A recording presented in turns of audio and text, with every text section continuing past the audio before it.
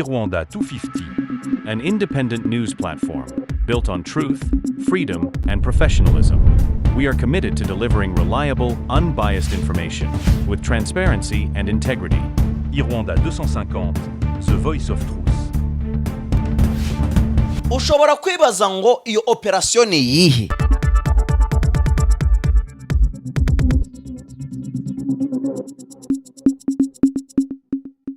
Kwa nchi yetu na lazima zitatulike. Na hizi zitatulike ni kutoa woga. Katika kuhudumisha uongozi kwa njia ngazi za chini, yani vijijini, vitongoji, mjini na wilayani, AFC M23 imeendelea kuwapa mafunzo wanawake kama vile wazee na vijana pamoja na wasichana. Shukrani pia kwa viongozi wakuu wote wa chama AFC M23 wa kisiasa kama vile wa kijeshi kwa kutoa vyote vinavyohistahili vivre materiel na mafunzo. Viongozi waheshimiwa, kwa kifupi tumezirika kufunzwa masomo ya kijeshi na ya kisiasa mengi sana, mkiwamo yafuatao: utangulizi wa mabadiliko ama introduction, historia ya migogoro katika nchi yetu, uongozi wetu waheshimiwa. Kwa muda wote wa mafunzo yetu tumezingatia uongozi bora itakayosaidiwa kwa faida ya raia ambao tunaoongoza.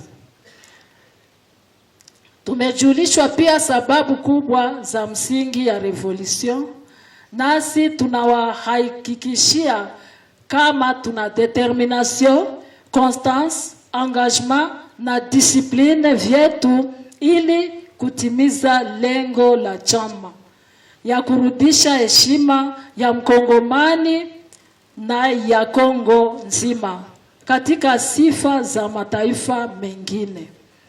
Pia tunajiangaje kujenga upya amani, maendeleo na kuishi kwa pamoja na wakaaji wetu pasipo ukabila na kuwahimiza tena katika kazi zote. Wengi wao wakifunzwa kuhusu uongozi bora ambao unakaribia wananchi. Mambo kuhusu usalama, kuhusu mshikamano wa kijamii ama cohesion sociale, kuhusu reconciliation na hasa kuhusu uongozi bora. Tumeongelea jukumu za viongozi wa ngazi za chini kiutawala katika kurejesha amani na pia maendeleo.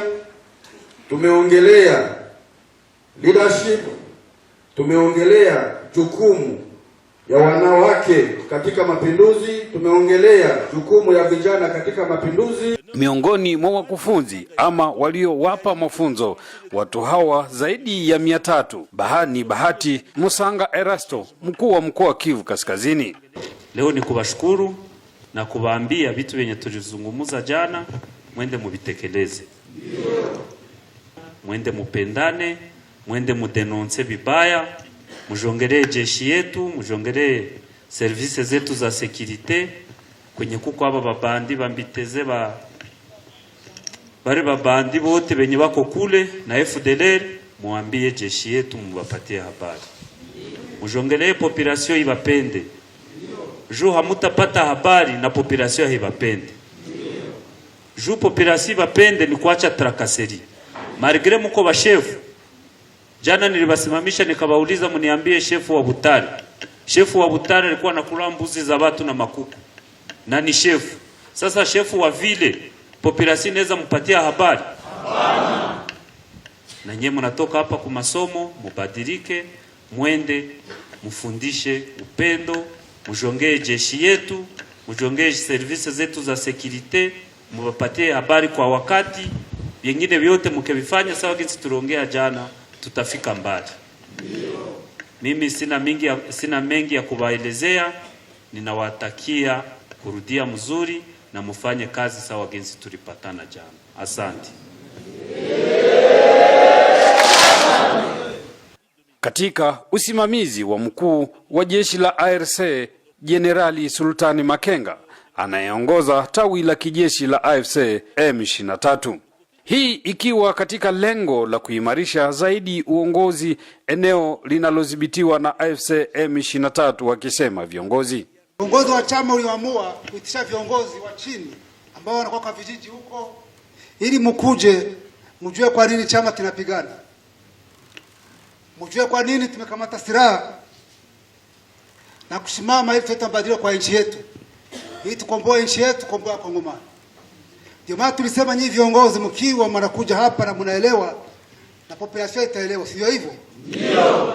Na mengi mmeipata hapa, mmejifunza mambo mengi sana, na naamini mmepata sasa package ya kupatia raia wenu, watu ambao mnasimamia, watu ambao mnaongoza, inao waelewe kwa nini chama kinapigana, sio hivyo? Ndio.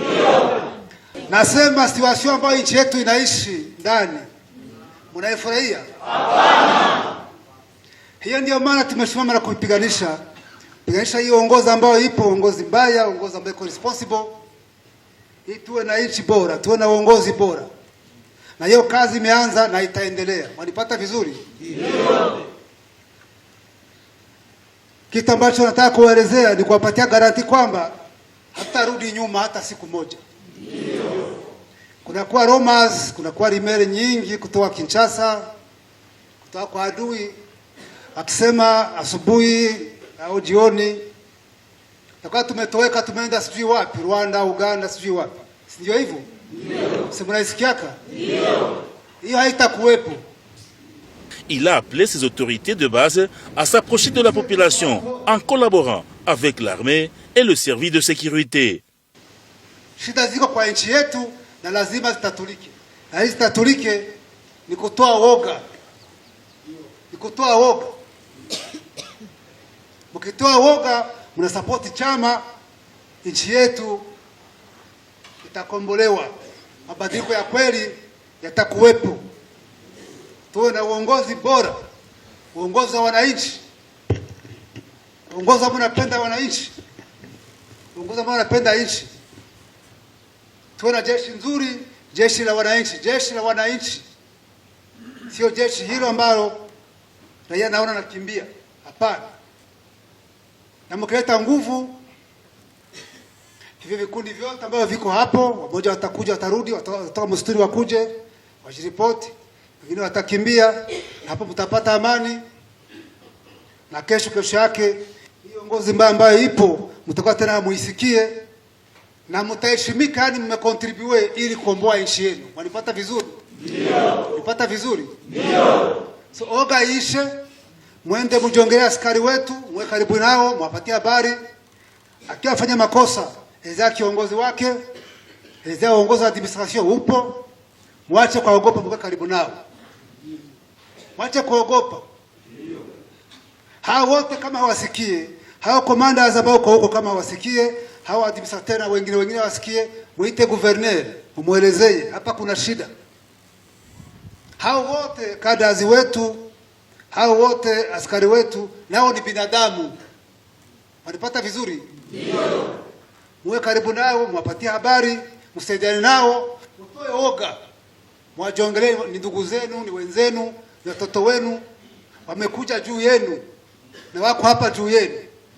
Si ndio hivyo? Ndio. Siko imeze? Ndio. Mko tayari kufanya hivyo? Ndio. Mko tayari? Ndio. So mwende huko, mambo ya ukabila mwende muitupe, muizike. Hiyo ni shida kubwa, ndio adui wa kwanza ambao tunaye, na ndio shida imetusukuma kufika kwa tunafika leo. Nyinyi kama viongozi muhakikishe kama hiyo mambo ya ukabila, tribalism, mmeizika mbali. Wakazi kwa upande wao wakisema kwamba wanachokihitaji ni kuona mabadiliko pamoja na usalama ili waendelee na shughuli zao ikiwemo ufugaji, kulima shamba zao na kuendesha shughuli zao za biashara. Irwanda 250, an independent news platform built on truth, freedom, and professionalism. We are committed to delivering reliable, unbiased information with transparency and integrity. Irwanda 250, The Voice of Truth. ushobora kwibaza ngo iyo operation ni iyihe?